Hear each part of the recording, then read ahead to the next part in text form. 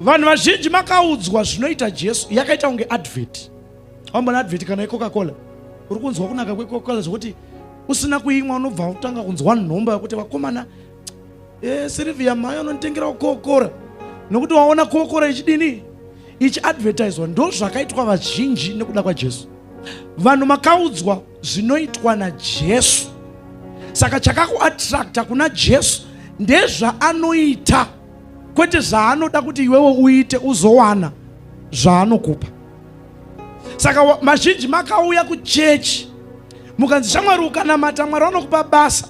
Saka chawavinga kuchechi iwewe hauna uvinga Mwari kana Jesu anopa basa. Wavinga basa nekuti wakanzwa kuti ukanamata unopiwa basa naMwari. Kakuattracta kuuya kuchechi iwewe kunzi Jesu anoita zvakati nezvakati. Uri kunamata zviri mumweya here nemuzvokwadi, kana kuti uri kunamata nekuti wakanzwa kuti mugwenga hamuna mvura, mugwenga hamuna chinobudamo, it's a desert. But varimo imomo mudesert, Bible rinoti Mwari wakavapa zvihuta vakadya havana kumboita nzara. Pavaida mvura Mwari waivaipa mvura. Ndiri kunotaura nomwe munhu ari murenje reupenyu hwake izvozvi masikati ano. Wakamboona here kuti iwewe wanyanya kuchemera zvinhu but wabva wakanganwa kuti uchiri neupenyu? Nhamo huru ndeyekuti tiri panguva yakaoma baba Craig, hatione hukuru hwaMwari, tinoona kuti hatina mari yerendi. Because isusu chatinoti kunamata, kuona material things zvakubatana zvakuya, mari dzakuya, upenyu uchichinja, wakuchinjawo hembe, wakugarawo imba yakanaka, ndo chatinoti kunamata ichocho. But munguva iyoyo yawakaomerwa iyoyo, Mwari ndo pavari kutarisira kuti dai Cynthia wapfugama wandinamata. Mwari asati akupa basa nema contracts, ndiye Mwari futi akupa upenyu.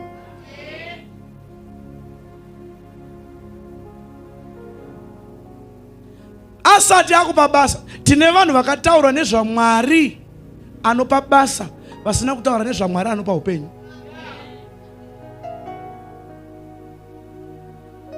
Iri vhangeri rokatera izvozvi problem yako ndeyekuti wajaira kunzi gamuchira chakati ndinonamatira mabasa, mari ngadzibatike, izvi zvaudu zvinzwa izvi, zvaudu zvinzwa izvi. Iyo ndiyo key ichachinja upenyu hwako nhasi handiri kuudza.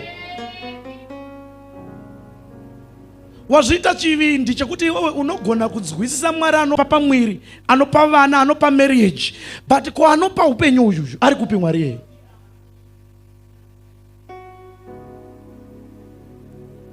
Unozoti kune vane mari but vari kurwara. Vanototi dai ndandisina hangu mari yacho dai mangondipenyu utano inini Mwari ndisina hangu mari dzacho idzi. Unoziva? Usina zvokudya mumba unodedzera kuti Mwari makatendeka. Uchipuwa sadza rekukumbira nevamwe, uchigeza uchimwa neshuga, unodedzera kuti Mwari makatendeka. Hausi kutarisa kuti chii chandisina. Uri kungoti Mwari ndiri panguva yandiri, ndinoona kunaka kwenyu nehukuru hwenyu. Ndo chinonzi kunamata ichocho. Mwana uyu naye usina anopa vana ndiMwari, Bhaibheri rinodaro. Abrahama akadenoka kuita mwana 100 years asina mwana, but akazongouya chete. Wane makore mangani usati wane mwana but wakutotuka Jehovha. Ndatumwa naMwari kuzokuudza masikati anhasi kuti anoita zvinhu nenguva yavo. But tinodeclare kuti masikati anhasi ibva muservice ino wabata chauri kukumbira, ibva muservice yanhasi wapiwa chauri kushuvira kubva kuna Mwari. Ndava the same God watinonamata tiri murenje anotipindura toenda kuKenani togara zvakanaka. Ndinonyengeterera kune mudzimai ari pano, kuna amai vangu, kuna baba vangu, ndiri kuti Mwari wekudenga unogona kunge uri murenje muzuva ranhasi but haugarimo kwenguva yakareba. Unogona kunge uri murenje muzuva ranhasi but haugariko kwenguva yakareba. There is always a time that is coming, and the time is now. You are coming out of that wilderness. Vana veIsraeri pane pakatumwa ngirozi yerufu kuti iuraye ma firstborn. Vana veIsraeri hapana wavo akafa, but tinokanganwa kuti takatomborwirwa hondo.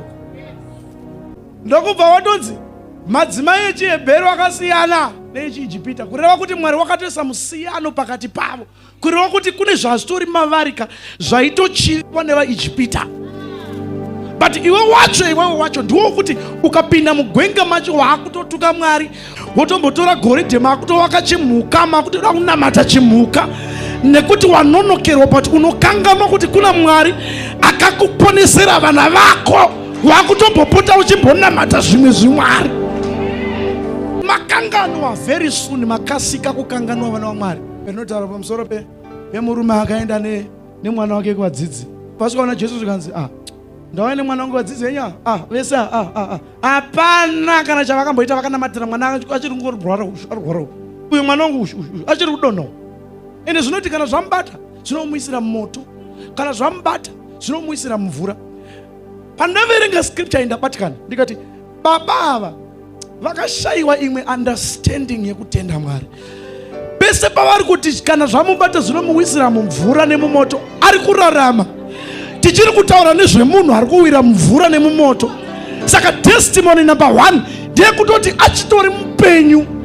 Mudzimai ane 12 years achibuda ropa vana amai 12 years. Iwewe ukaita 12 months unofa iwe, unofa unoenda. Because Bible rinoti raibuda rakawandisa zvokuti iye anga akutonhuhwa ropa. Saka tiri kutoda vanhu vakadai vakunoti testimony hanofanirwa kutanga kupa ndeyekutoti ndichiri mupenyu, ndinoda kutenda Mwari. Zvekuti ropa richiri kubuda ndeimwe nyaya yatichazodhila nayo rimwe zuva, but the fact that une 12 years and you are still alive, it's a sign that there is God in heaven. Kuti ropa richiri kubuda izvo tinozoshanda nazvo zvimwezo, but testimony itomboripo izvezvizvi ndekuti vanhu kuna Mwari ari kudenga. Ndoda kukuudzai vana vaMwari, don't put yourself under pressure nekuti vamwe vakazowana zvakati nezvakati. Upenyu hwedu nemafambiro hunoita hwakasiyana, kwatiri kuenda nekuri kuenda nebha yako makasiyana. Saka Mwari vanodecide pavachazoda kuzoitira munana wako pauri. But the fact that you are still alive today, kune akafa nezuro angaine mari dzacho dzauri kuchemera, aitoshuvawo izvozvi mumweya wako anenge achitoti naye Mwari dai mandipawo one last chance, ndamboona nguva yekurarama. But wacho achitori neupenyu ari kurarama, ari kuchema nekutuka Mwari nekunamata zvimwari nekuti munana wanonoka. Mavhangeri aya akanganisa vanhu. Tokanganwa kuti kuna Mwari anofanirwa kutendwa nekuti tichiri vapenyu. Pano kuti unamate Mwari uchitenda Mwari neupenyu, uri busy kukomplaina sei ndisati ndavaka imba. Rimwe zuva randakamborarira orange, warara usiku hwese, waswera zuva rese, kune mazuva usina kudya, wobva wazodya orange. Ko zvazika mwananiko, orange rinosimudza maasidi. Sikurwara ikoko. Namwa chidhiringi ichi chinonzi chii? Pane chimwe chidhiringi chinoitwa ngechidholi Jesu so. Chinonzi chii chinodilutwa so chiri chinenge 1 liter.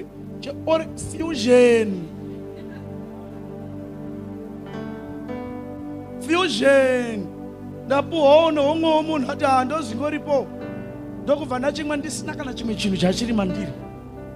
Usikuvata kwandakaita ndichirwara.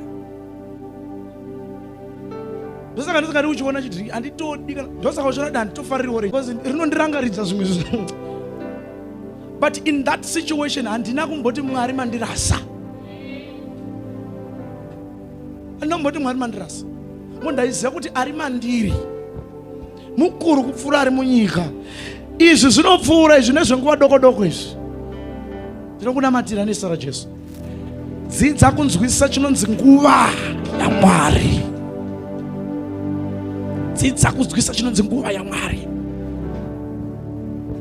Unoona zvinhu zvauri kuchemera izvi kuti dai Mwari vandiitira, hazvipiwe munhu akafa. Muna wandinzwa. Zvauri kuchemera kuti dai Mwari vandiitira chakati nechakati, hazvipiwe munhu akafa, zvinopiwa munhu mupenyu. But mupenyu wacho haasi kutotenda Mwari neupenyu hwacho. ndinokunamatira nezita raJesu. Mwari wekudenga dai vakupa nyasha masikati ano dzekunzwisa chinonzi kunamata Mwari. Kunamata Mwari, kunamata whether unazvo kana kuti hauna. Uri kuhodha zvinhu but zviri kuita kunge zvisiri kutengwa. Ukada kutanga business rinoparara, ukada kuita izvi zviri kuparara. Nothing seems to be working for you. Ndauya kuzokuudza kuti hausiri kuIjipita, uri mugwenga wakuenda Kenani. But ndinoda kuti utore route yekuti unorwa newakabata utano hwako. Tora route yekuti unorwa newakabata marriage yako. Tora route yekuti unorwa newakabata mari dzako. Road iyoyo ndiyo diki. Ukada kuramba kurwa uchaita makore ese uchitambura. I am here to encourage somebody in the name of Jesus. Take the right route and fight and receive that which you are supposed to receive from God. I pray for you in the name of Jesus. May you receive your breakthrough today by the power of the Holy Ghost. Zvanga zvakamira ngazvifamba. Zvanga zvakamira ngazvifamba. Kwauri kufanirwa kuenda ndatichienda. That visa we declare it in the name of Jesus. May it be released to you in the name of Jesus. Kamuchira munana wako askata naso. Mugwenga hamurimike. Mugwenga hamuna chikafu. Asi hapana akarara nenzara kuvana veIsraeri varimo. Mwari waita sei? Waiprovider. Ndokunamatira masikati ano. Munhu ari kundinzwawo yakanditarisa uyu. Iwe hausi munhu mudiki. Ungori mugwenga, zvichida gwenga rako riri kupera nhasi. Pamwe wanga uchitorwa usingazivi kuti uri kuurwa. Saka wanga wakatotora a shorter route. Saka ukaona uri mudambudziko riri kuita kunge riri kuramba richiescalate.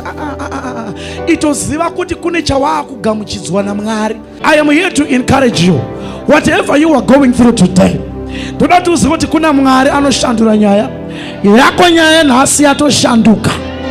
Whether the devil likes it or not, yako nyaya nhasi yashanduka. Kune vakutowana mabasa nekuda kweservice yanhasi. Kune vakupinda muwanano nekuda kweservice yanhasi. Kune vakutoenda kunze kwenyika nekuda kweservice yanhasi. Kune vakutochibata chavanga vachichemera kwemakore nokuda kweservice yanhasi. Ndinodhikira nezita raJesu. Makamboita mari ikapera, uri mugwenga unosimuka futi. Makamboita mari nzokorodze izvi ikapera, ndati uri mugwenga.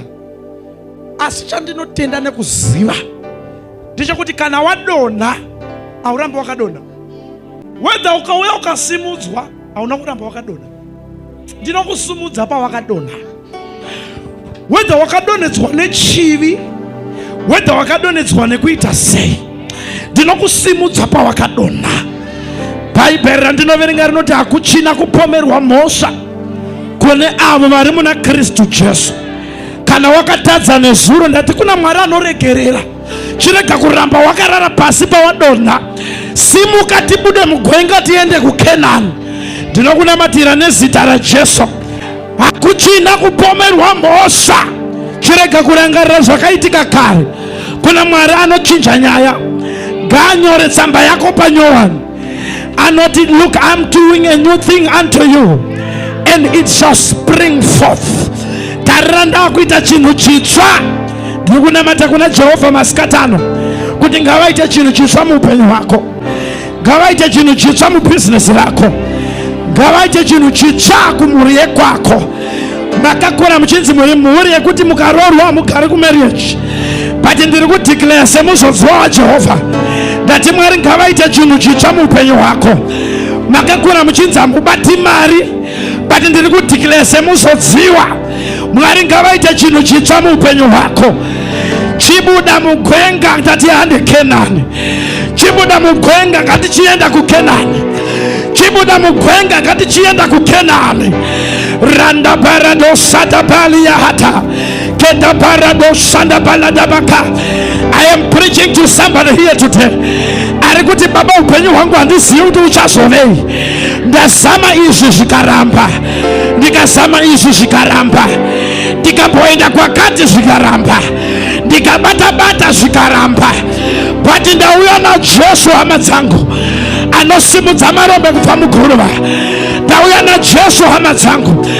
Anoti hongu kana vavengi vangu vakati kwete. Ndati ndauya na Jesu vana baba nana amai. Jesu ndiyo message yedu. We don't have any other message but to tell you what Jesus can do in your life. Jesus can change your story. Jesus can change your life. Jesus can turn around your situation.